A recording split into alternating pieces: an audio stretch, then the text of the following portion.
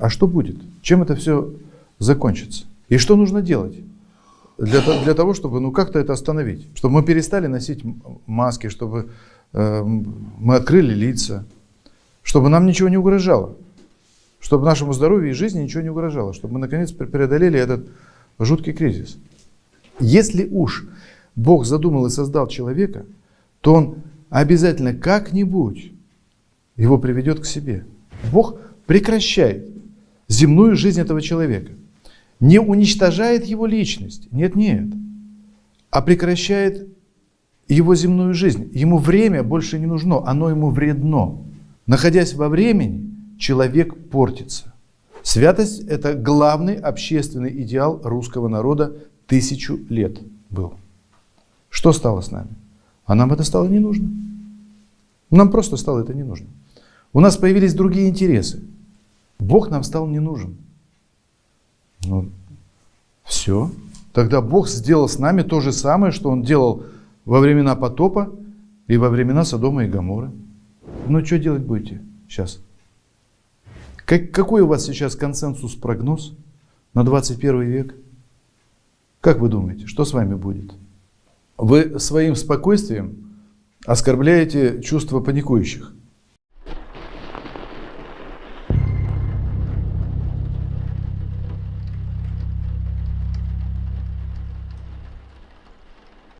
Сейчас задают очень много вопросов в связи с происходящим у нас в стране, да и в мире, в связи с пандемией. Мне, как врачу, сейчас приходится вести прием в основном пациентов, пострадавших от этой проблемы, пострадавших душевно. Ко мне обращаются люди в основном с неврозами. Когда-то я начинал с зависимостей, и основная моя профессия – это наркология, но постепенно, со временем, я вижу, что я перепрофилируюсь.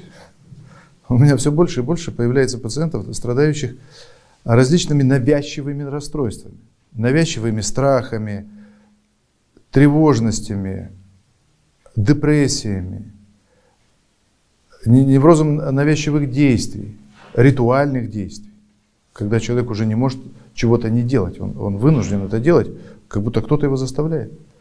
И вот сейчас, когда люди с января, да, или с какого-то месяца этого года попали вот в эти жернова, связанные с пандемией, то у меня резко увеличилось количество этих пациентов. Резко просто. Мы даже сейчас создали такую,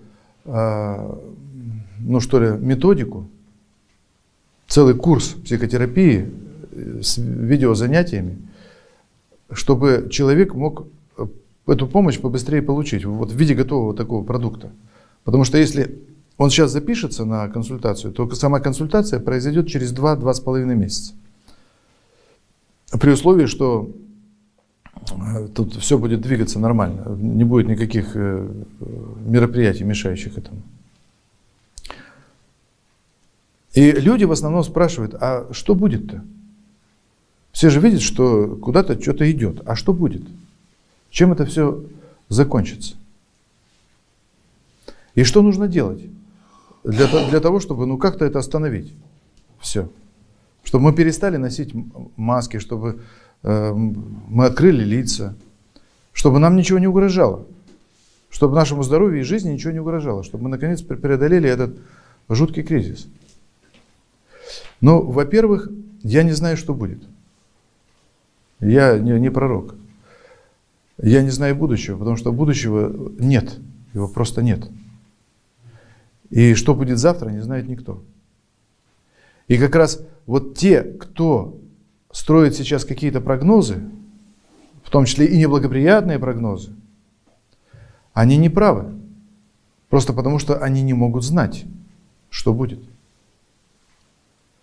Даже если они очень умные, и они такие методологи, и они могут из того, что происходит сейчас, строить прагматические тенденции и прямо с математической точностью вычислять, что будет. Опыт-то показывает, что это не работает. Что кто-то вносит в эти прогнозы существенные поправки. Иногда такие, что от этих прогнозов вообще ничего не остается. Все ошибаются насчет будущего.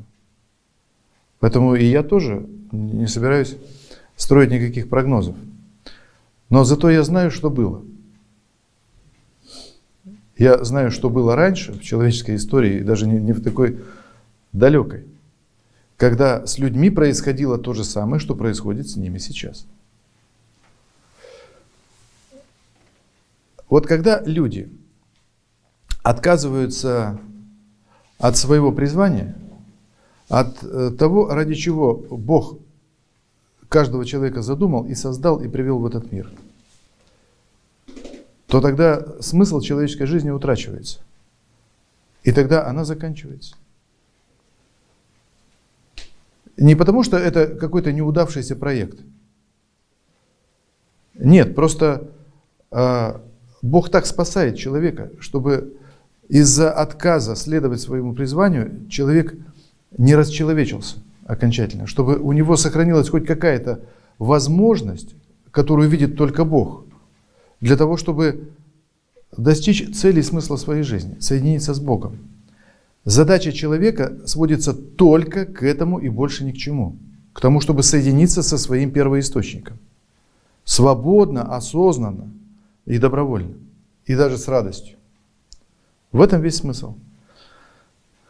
Мы знаем, что каждый человек рождается в таком состоянии на белый свет, что он к этому сам стремиться не будет.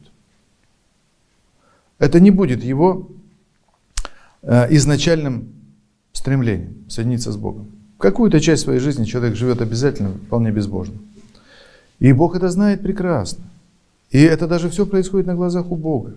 И даже при вот этом сопротивлении Богу, и даже ожесточенному иногда сопротивлении, Бог все равно приводит человека к себе. Все равно приводит к себе. Если уж Бог задумал и создал человека, то Он обязательно как-нибудь его приведет к себе. Иногда это как-нибудь выглядит как настоящий кошмар, как ад уже здесь, на земле. Но это приобретает такой характер только потому, что человек сам не стремится к этому. Он этому сопротивляется. Он хочет по-другому жить, он не хочет соединяться с Богом. Он хочет сам быть вместо Бога в своей жизни и сам распоряжаться своей жизнью, как хочет. Первый раз, как свидетельствует Священное Писание, а это абсолютная правда, историческая, многократно подтвержденная научными исследованиями, мы даже сейчас имеем артефакты, которые об этом свидетельствуют. Вся человеческая история закончилась гибелью, вот в человеческом понимании, гибелью всего рода человеческого. Это был потоп. Это был не несчастный случай. Это не было каким-то непредсказуемым стихийным бедствием. Ни с того, ни с сего. На ровном месте. Бац! И потоп. Нет. Нам Божественное откровение, то есть сам Бог, Он прямо так и говорит, почему это произошло. Бог говорит, не может мой дух, то есть Дух Божий, пребывать в этих людях, потому что они плоть. Не имать Дух Божий пребывать в сих человецах, за не суть плоть. Что значит плоть? Плоть – это когда у человека произошла задержка духовно-нравственного развития. Он остановился только на физическом и психическом уровне своего развития. И дальше не пошел. А если дальше он не пошел, то значит встреча человека с Богом и соединение с Ним становится невозможным. Духовно-нравственное развитие – это религиозное развитие человека. Это достижение своей религиозности, которое позволяет человеку войти в общение с Богом. Лиго соединяю, восстанавливаю. Возвратные частицы. Религию. Восстановление прерванного общения с Богом. Вот это наше занятие. Мы должны заниматься здесь на земле этим. Если мы достигаем определенного уровня своего развития, телесно-душевного, и дальше не идем, то мы просто превращаемся в животных, говорящих и прямоходящих. И тогда смысла существования человека нет. Тогда, если он дальше не развивается, то он не просто застрял, а он начинает деградировать. Он начинает расчеловечиваться. Очень важно дозреть вот до этого уровня, когда включается совершенно новый принцип жизни человека. Как, помните, мы говорили, у ракеты отскакивают двигатели первой ступени, которые выработали свое топливо, и включается двигатель второй ступени, который выводит ее уже на свободную орбиту. Вот для человека это и есть духовно-нравственное развитие его. Это его религиозность. И если человек этого не достигает, смысл жизни его исчезает. И тогда Бог прекращает земную жизнь этого человека. Не уничтожает его личность. Нет. А прекращает его земную жизнь. Ему время больше не нужно. Оно ему вредно. Находясь во времени, человек портится. Ну какой же любящий отец будет это терпеть? Но он просто заканчивает этот период жизни за бесперспективностью его. Человек лучше уже не станет, он будет только хуже. Конечно, Бог это делает не сразу. Мы знаем, что Бог терпит из поколения в поколение. Он даже там и говорит, что до 3-4 поколения накажу тебя за грех твой. А потом что? А следующего поколения просто не будет. Уже некого будет наказывать. Ты просто выродишься, человек, тебя просто не будет. И вот то же самое было тогда. Это была великая милость Божья. Бог сделал перезагрузку, Он запустил новое человечество от Ноя и от его семейства. И люди, предоставленные сами себе, просто повторились. Произошло все то же самое. Человек, не соединившийся с Богом, он обязательно теряет свой образ Божий. Он обезображивается. И тогда Бог сначала кладет, лучше сказать, кладет начало новому человечеству, избрав Авраама, а потом показывает, что прежний образ жизни совершенно не нужен. Смысла нет. И он уничтожает Содом и Гоморру. Помните, как он это делал? Он беседовал с Авраамом, он пришел к Аврааму и сказал о своем намерении, что он идет вот в эти огромные города, которые тогда в том древнем мире имели такое же значение, как сейчас Соединенные Штаты Америки для всего остального мира. И Бог сказал: я иду уничтожить Содом и Гоморру. Потому что они развратились. И тогда Авраам начинает его уговаривать не делать этого. А если ты найдешь там 50 праведников, помилуешь, помилуй. А 40 помилуешь, помилуешь. А 20 помилуешь, помилуешь. А 10 и 10, если найду, помилую. И ушел. И на эти города пролилась огненная сера с неба. Это вулканическая лава и пепел с неба. Они были у подножия горы вулканического происхождения. Никого не осталось в живых. Не нашел. Это было.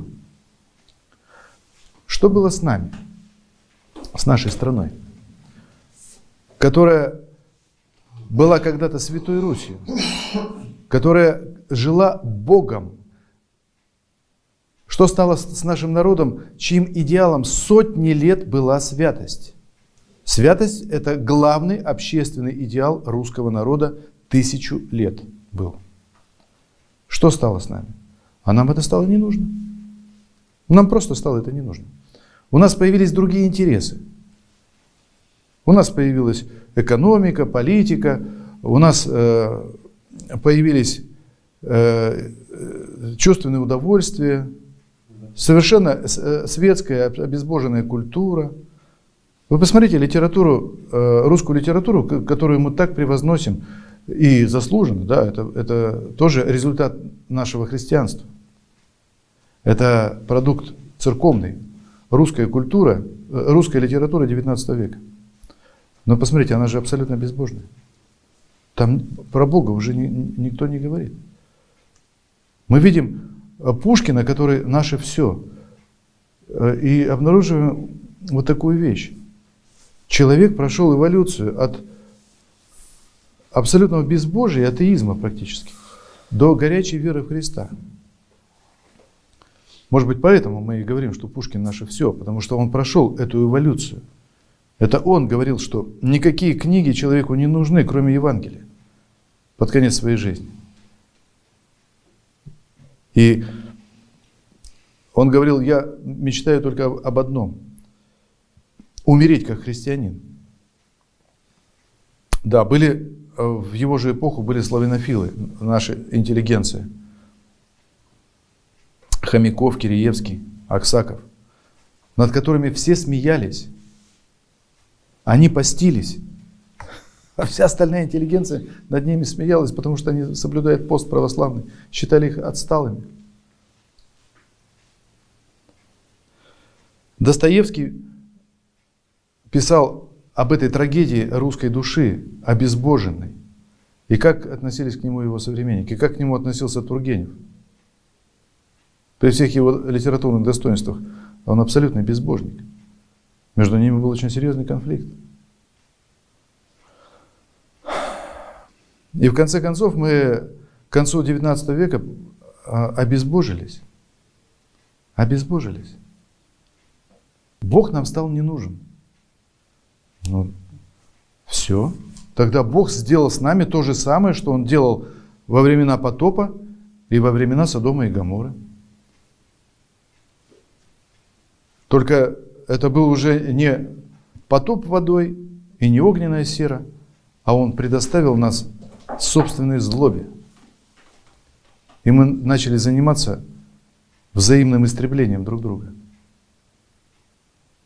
И у нас первая половина 20 века, да даже и часть второй прошла под этим знаменем взаимного самоуничтожения.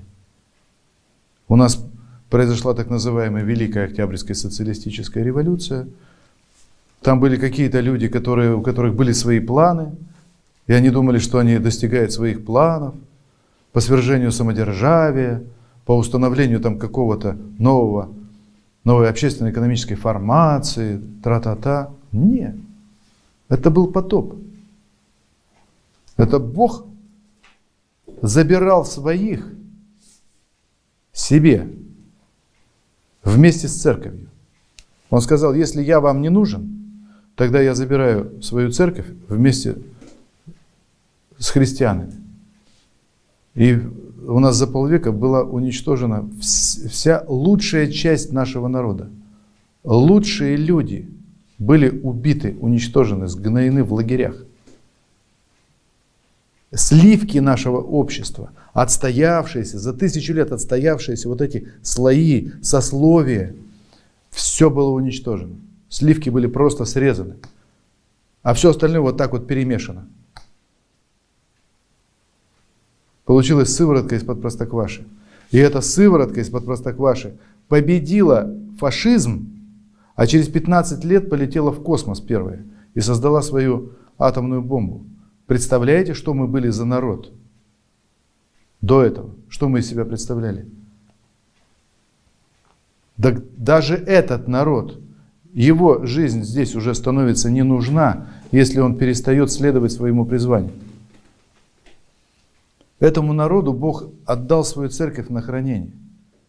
Если он перестал следовать своему призванию, быть церковью, он здесь не нужен, этот народ. И Бог его просто отсюда уберет. Вот сейчас над всем миром нависла именно эта угроза. Бог, это ведь Бог все создал. Мы живем в мире Богом созданном, здесь без Его воли вообще ничего не происходит. Здесь обязательно будут те, кто будет вершить Его волю, думая, что они преследуют какие-то свои собственные интересы. Совершенно богопротивные.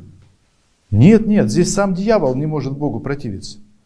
Здесь сам дьявол делает только то, что ему Богом определено. Он для этого и нужен, дьявол. И его клевреты, те, кто им водятся, тем более, они выполняют только волю Божью. Просто она вот так вот выглядит. Когда Бог все человечество сейчас подвесил и спрашивает, ну что делать будете сейчас? Какой у вас сейчас консенсус-прогноз на 21 век? Как вы думаете, что с вами будет? И все замерли в страхе, в ужасе. Все в панике.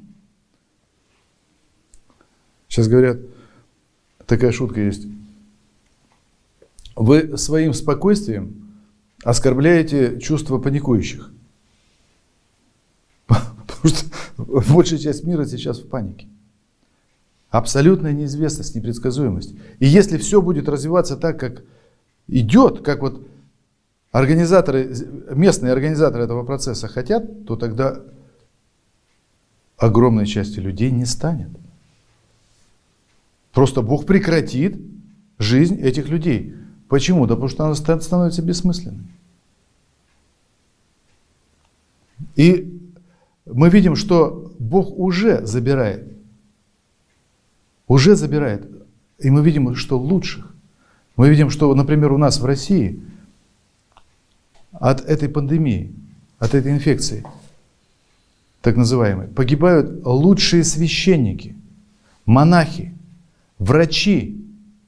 Почему смертность среди врачей в 16 раз больше, чем среди всех остальных? Почему так много духовенства болеет и умирает от этого? Бог забирает лучших себе. Он их забирает себе. Это его имущество. Он забирает свое себе. А вот что будет с остальными, чья жизнь здесь закончится, неизвестно. Так вот сейчас, если мы хотим, вернее, если мы не хотим повторять ошибок наших предков, хотим изменить эту ситуацию и остановить развитие этого процесса, и преобразить нашу жизнь, то тогда нам сейчас нужно избавиться от паники, от страхов и наполнить храмы. Храмы должны быть сейчас не пустыми, а полными, битком набитыми народом, и чтобы на улице еще стояла толпа, потому что они туда не вместились. Но они там стоят. И молить Бога о пощаде, чтобы Он нас помиловал. И это обращение Бога именно к нам, потому что Он нам доверил свою церковь на хранение. В России. Поэтому если сейчас наш народ вот так воспрянет духом, вразумится и обратиться к Богу за помощью, в буквальном смысле этого слова, встанет, оденется и пойдет в храм. И будет там стоять на коленях, пока не почувствует положительного ответа на свою просьбу о помиловании. Вот тогда Бог помилует всех остальных, весь мир. Сейчас опять, как всегда, судьба всего мира зависит от России. От того, как русский народ распорядится своим опытом религиозным. Сумеет ли он извлечь уроки из ошибок своих собственных и из ошибок своих предков недавних? Если мы не хотим того же, что было с нами в 20 веке, да еще в гораздо больших масштабах, с использованием современных цифровых технологий и информационных технологий, то есть масштабы потерь будут гораздо больше, чем в 20 веке, то тогда нам сейчас нужно делать то, что сделали в свое время жители Ниневии, к которым пришел пророк Иона с проповедью о покаянии. И Бог их помиловал. Бог помиловал огромную страну, цивилизованную, самую цивилизованную, наверное, на те времена страна, Ниневия, богатейшая. Но они жили так, ниневитяне, что смысла их жизни больше не было. И Бог их бы смыл с лица земли, не знаю чем. Если бы они не послушались проповеди Иониной. Но они послушались. И Бог их помиловал. Вот то же самое сейчас Бог ждет от нас. Не надо ничего бояться.